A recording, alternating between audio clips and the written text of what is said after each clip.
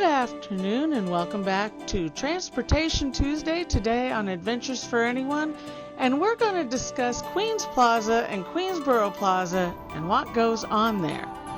So here above my head in Long Island City are the tracks that go in and out of Queensboro Plaza Station. Now Queensboro Plaza Station sits at the Queens end of the Queensboro Bridge. Now I'm saying Queens a lot. But there above my head is the station. And this station is 3 and 4 sometimes stories above your head. So it's an incredible station. Here you see the 7 coming in, and you will see when we get to the inside that on that side of the bridge, both the 3rd and 4th levels are for the 7th. Now on the other side, seemingly popping up out of the river, are the yellow W and N lines, which take up the other side of the station. So you're walking around on this big giant bridge. You really can't get a gist of what's going on just by looking over your head and watching the trains come in. So being the curious person that I am, I decided to go over to Manhattan and catch that N train back and see exactly how this river thing goes. So you leave Manhattan, you go under the river, and then you get to the other side where it feels like you just pop straight up out from under the river. You rise from under the river to 3 to 4 stories above your head in a matter of a minute or so. This is an incredible station. It only has 4 tracks in it. It was opened in 1916 and 17. And it gets very congested in there because there's so much going on. But it sits in a fabulous neighborhood here in Long Island City.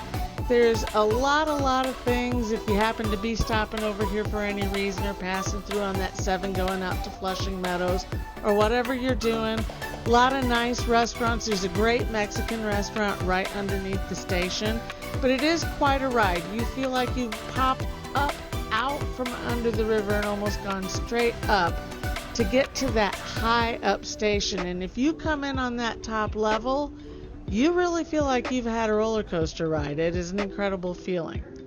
So here's the top of this station. And now you see up here as you're going around that the one side is used by the 7 trains. They have both a local and express. The other side is used by those yellow N's and W's.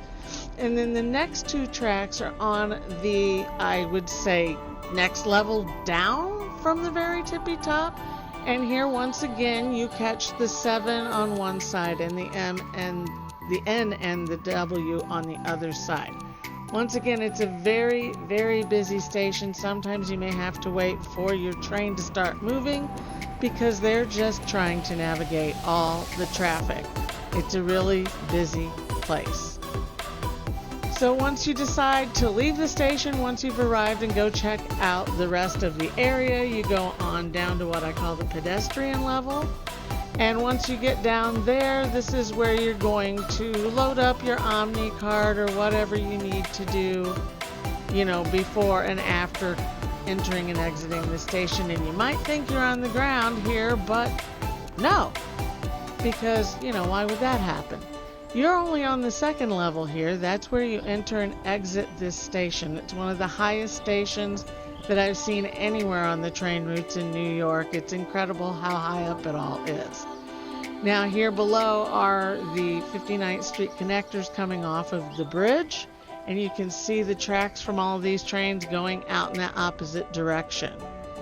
Now this is an accessible station. Got an elevator here. You have elevators in the building, elevator that takes you all the way down to the streets, so it's a really nice spot. But is this the same place as Queens Plaza? And no, because this is Queens Plaza.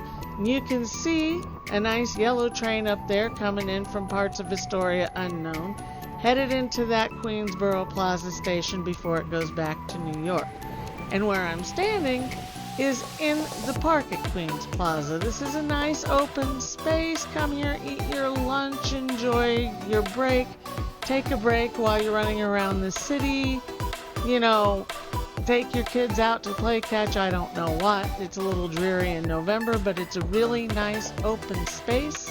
It is surrounded by traffic, and on the opposite side is where I entered the Queens Plaza station. Now this is for the blue E, the yellow R, and the orange M. That M has some stuff going on with it in the near future. We'll talk about that in a video coming up.